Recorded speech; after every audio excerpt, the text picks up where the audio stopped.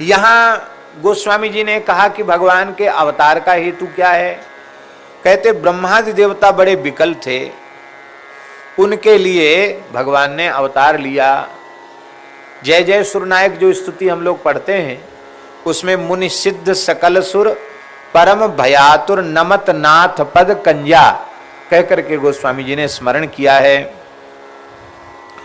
परम भयातुर माने सब बहुत डरे हुए हैं रावण से।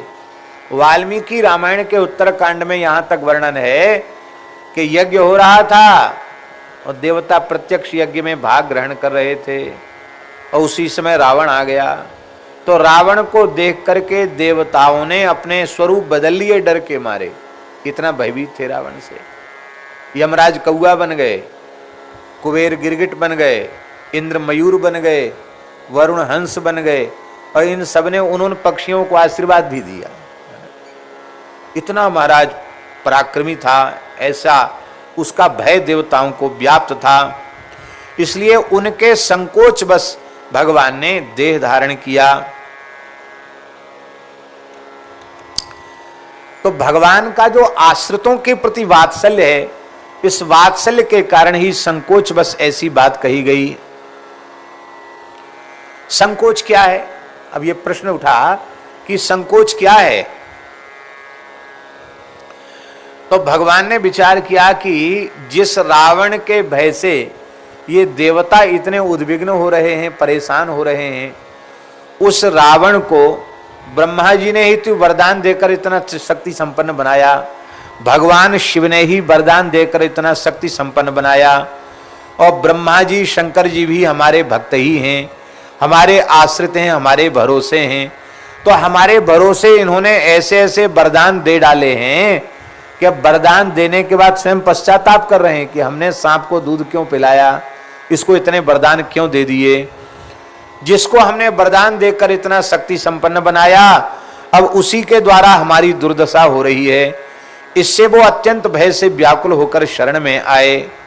तो जब शरण में आए तो जो भव भय भंजन मुनि मन रंजन गंजन विपति बरू था मन बच क्रम वानी छाड़ी सयानी शरण सकल सुरजू था।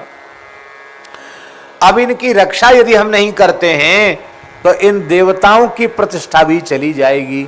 यही भगवान को संकोच है। इनका वर और इनके शाप की कोई परवाह नहीं करेगा। लोग कहेंगे ब्रह्मा जी शंकर जी ने वरदान दिया था, क्या हुआ? इसलिए भगवान अवतार लिया। भगवान बनकर अवतार नहीं लिया, नर लीला अवतारी। संकोच के कारण भगवान सामान्य मनुष्य अपने को कहकर अवतरित हुए।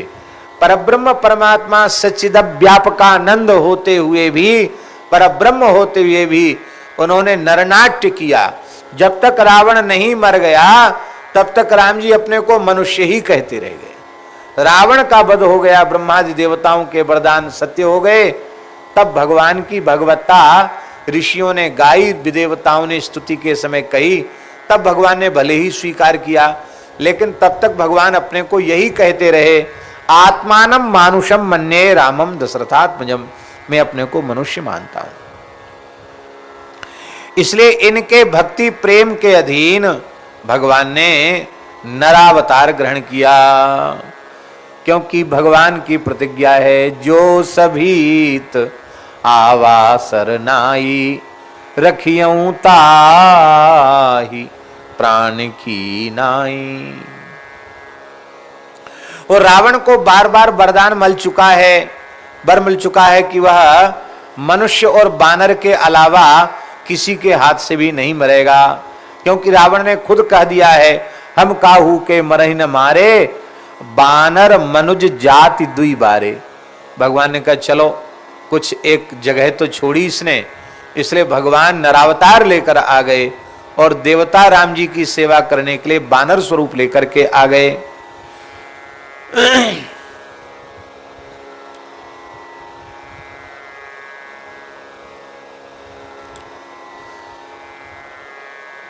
ब्रह्मा जी ने, रावण ज्योतिष का बहुत बड़ा विद्वान था, उसका ज्योतिष का ग्रंथ भी है रावण संहिता, गेरंड संहिता आदि ज्योतिष के भी, तंत्र मंत्र और ज्योतिष आदि के ग्रंथ भी रावण के दक्षिण में प्रसिद्ध हैं।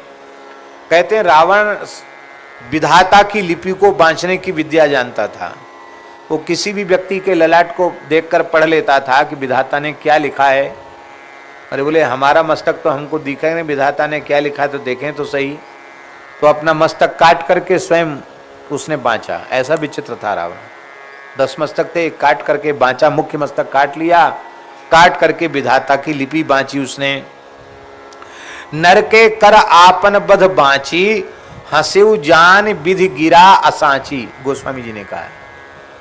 अरे ये लगता है विधाता ब्रह्मा, इसकी बुद्धि को क्या हो गया, लगता बुढ़ापे के कारण बुद्धि ब्रह्मा जी की सठिया गई है। क्या लिख दिया इन्होंने, त्रिलोक विजयी रावण की मृत्यु एक मनुष्य के हाथ से, अपने ही कपाल पर लिखी हुई ब्रह्मा की, ललाट पर लिखी हुई ब्रह्मा की लिपि को देखकर रावण ठहाका लगाकर हंसने लग गया। इसलिए भगवान ने ब्रह्मा जी की भी मर्यादा की रक्षा करते हुए, शिव जी की भी मर्यादा की रक्षा करते हुए, और भगवान ने नरावतार ग्रहण किया। यही है भगवान का आश्रित वात्सल्य रूपी संकोच। इस संकोच के बस भगवान ने अवतार लिया। देखो भगवान के अनंत नाम हैं, उन नामों में एक नाम है आश्रित वात्सल्य जलधि। क्या नाम है, आश्रित वात्सल्य जलधि। जो भगवान के आश्रित जन हैं, शरणागत भक्त हैं, उन आश्रित भक्तों के आश्रित वात्सल्य जलधि, उनके प्रति वात्सल्य रखने वाले श्री राम जी वात्सल्य के अथाह समुद्र हैं। बोलो भक्तवत्सल भगवान की जय। समस्त गुण व्याकुल थे कि हम चरितार्थ कैसे हों, तो राम जी ने जब नरावतार लिया तो संपूर्ण सद्गुण भगवान श्री राम जी के द्वारा अभिव्यक्त हो गए। विमल गुण गेह, दिव्य गुण युक्त जो भगवान का कल्याण गुण प्रकाशक जो भगवान का दिव्य शरीर है, ऐसा जो विमल भगवान का माया विकार रहित मायातीत मुकुंदा, ऐसे जो भगवान हैं, वो भगवान दशरथ नंदन के रूप में प्रकट भये।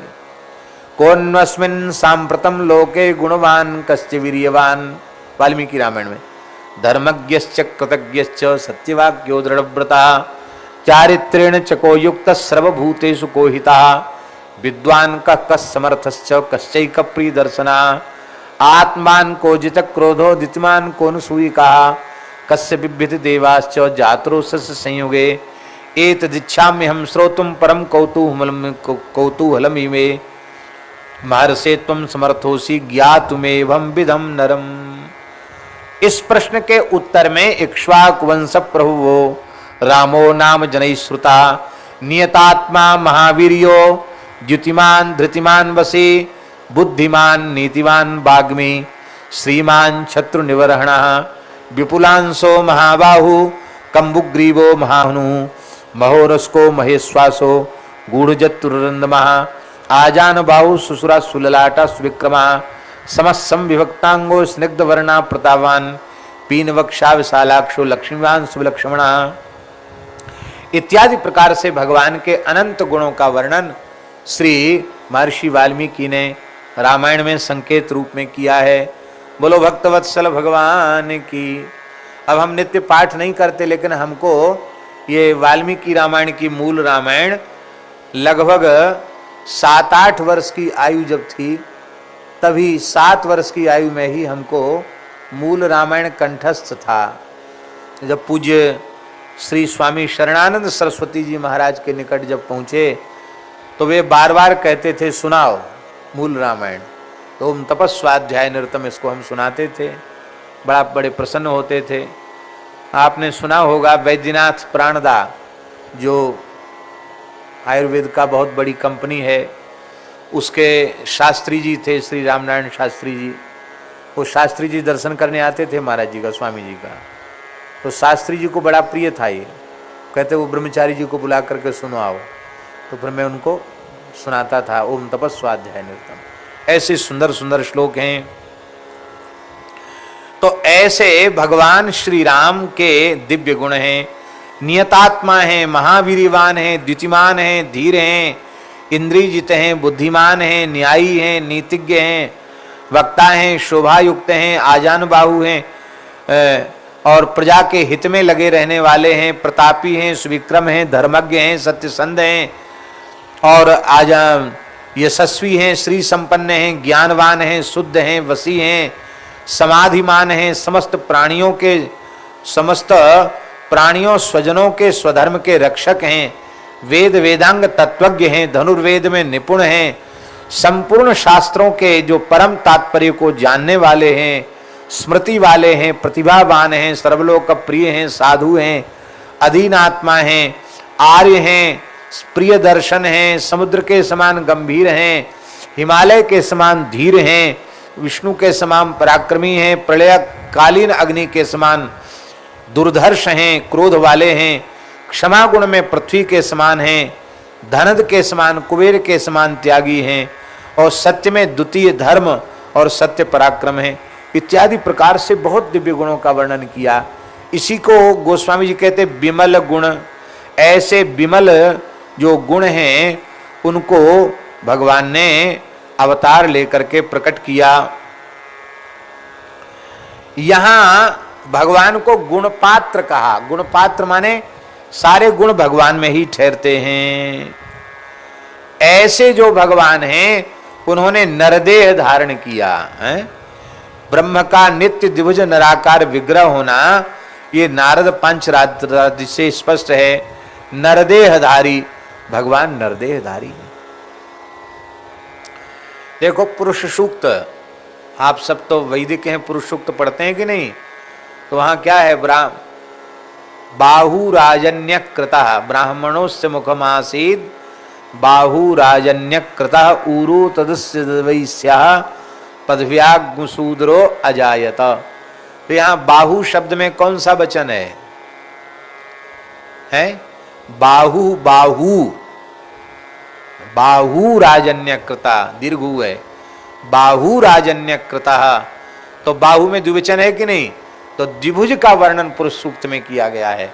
ऐसा अनुसंधान प्रेमियों को करना चाहिए। बाहु राजन्यकृता, वो दोनों भुजाओं से क्षत्रियों को उत्पन्न किया। बोलो भक्तवत्सल भगवान की जय।